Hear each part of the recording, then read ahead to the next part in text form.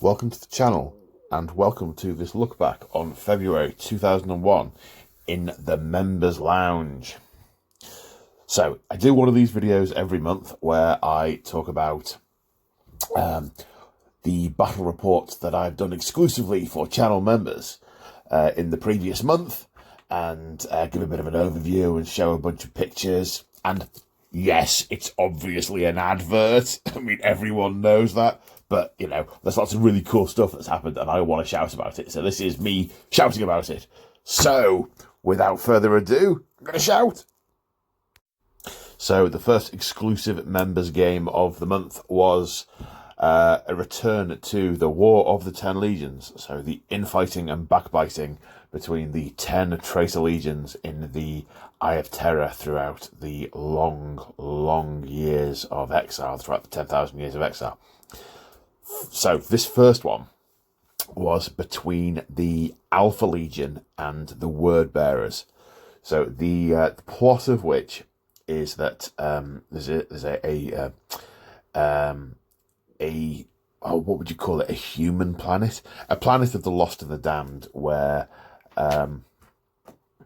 wild tribes of humans fought and tried to survive. In the Eye, which is, of course, warp space, and only the strongest and toughest survived. And a number of the legions used this planet as feeder ground for new legionaries and cultists and so on. Now, the Alpha Legion had, for a long time, planted agents in this group so that they would end up eventually with agents across the legions, as these humans would be recruited and trained, but always retain their loyalty to the Hydra. The Word Bearers, obviously this was only known to the Alpha Legion, but the Word Bearers decided to make a play on this planet and make it entirely their own, to feed their own legion and their own legion only, to fill the holds of their assault ships with hordes and hordes of cannon fodder, the lost and the damned. And the Alpha Legion decided they didn't want to lose such a valuable asset, so they came to blows. It was a game fought with open war cards, and I use the word interesting a lot, but at the start of the game I predicted that it was going to be the Alpha Legion moving around a lot and being very difficult to hit, and the Word Bearers running forward a lot and trying to hit them. And so that was that game. That was a good game. It was a good game. The second game is another War of the 10 Legions game, again with the Alpha Legions, but this time against the Night Lords. The reason the Alpha Legion got a couple of outings is I've only just got the army ready to use, so I wanted to use them a couple of times and play a couple of very different games. So the narrative here was that the Alpha Legion and the Night Lords had collaborated to take out an Imperial strike cruiser that they did most successfully. However, what they failed to do was agree in advance how they would distribute the spoils of war, and violence inevitably ensued. So another one, this is again open war cards, but with a bit of a twist. So there's one of the objectives of an open war that has a single objective that moves, and at the start of each turn you roll off and you roll 2d6, and the person who's won the roll off can move it that many inches. But because this represented material falling from a spacecraft that was going to crash land on this moon, I decided I would mix it up a little bit, and rather than having a roll off and choosing who did what, I decided to use an artifact of the past, an ancient device not seen since 7th edition, a scatter dice. So the objective moved randomly at the start of each turn.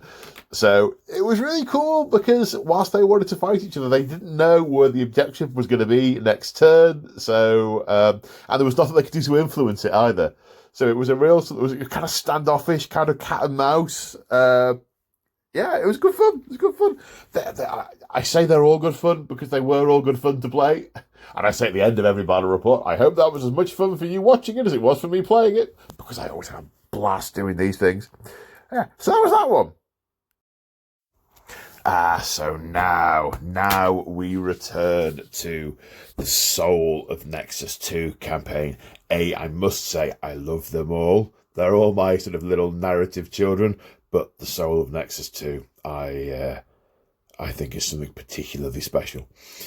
So, those of you familiar with the campaign will remember in January there was a very, very large siege that took me over 24 hours real time to play, and with a slight break for food and sleep.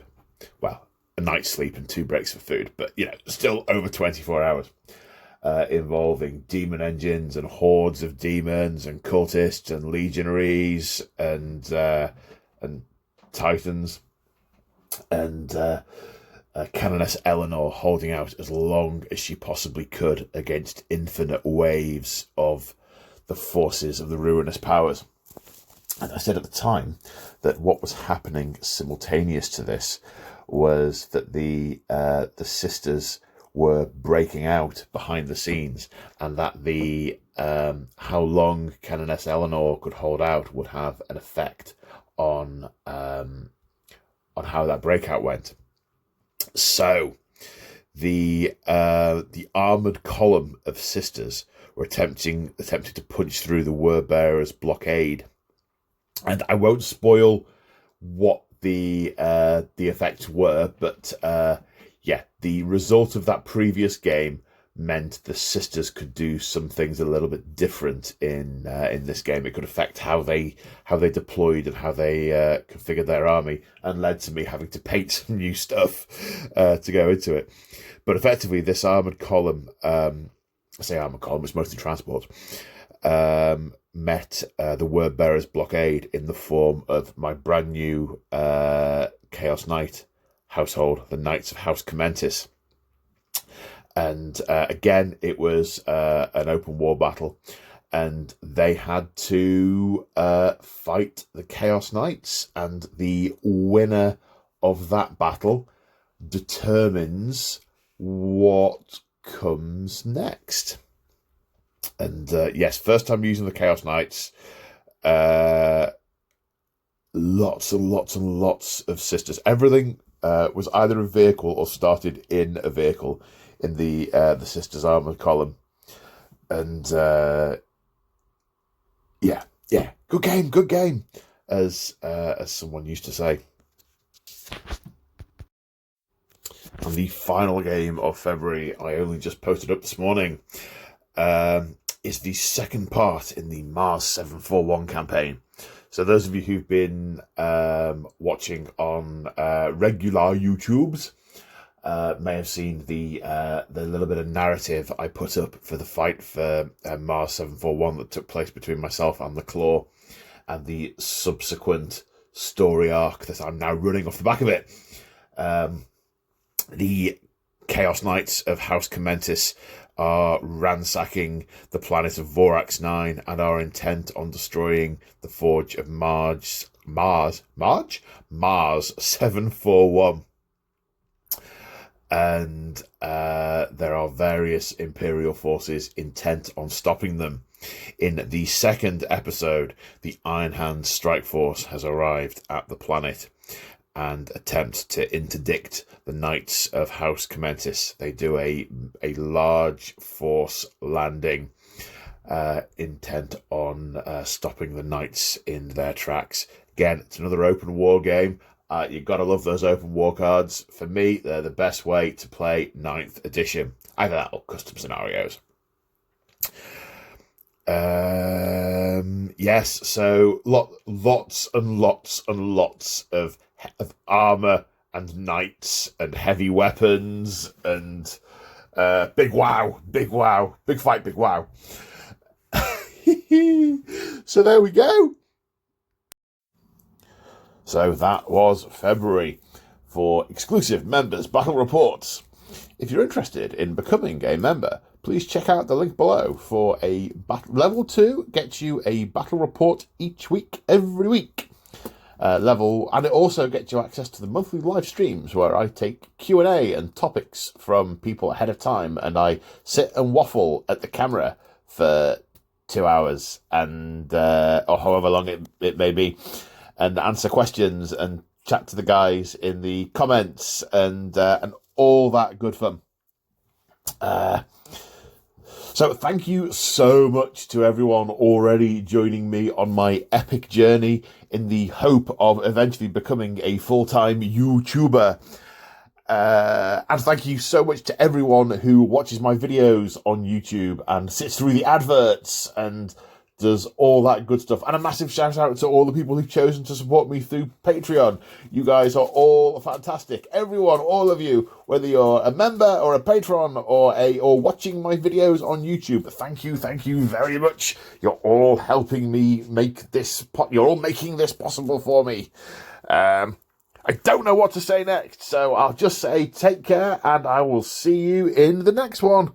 Bye for now.